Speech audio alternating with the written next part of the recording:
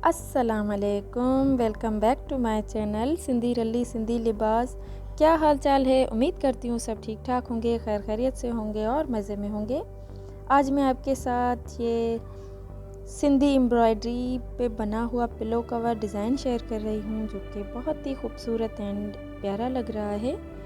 आप देख सकते हैं कि कितने खूबसूरत कलर सेट किए हैं हमने इसमें। कलरफुल एम्ब्रॉयडरी की है हमने इस पे। ये मैं आपको करीब से दिखा रही हूँ।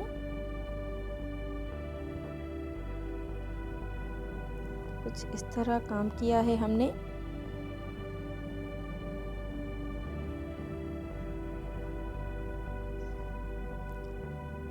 वाइट कलर का पिलो कवर है जिस पे हमने इस तरह कलरफुल एम्ब्रॉयडरी करवाई है। आप देख सकते हैं कि कितना खूबसूरत लग रहा है। ये है जी बैक साइड पे भी काम है पर ज़्यादा नहीं। बैक साइड थोड़ी सी सिंपल है। फ्रंट के हिसाब से बैक साइड हमेशा सिंपल ही रखी जाती है।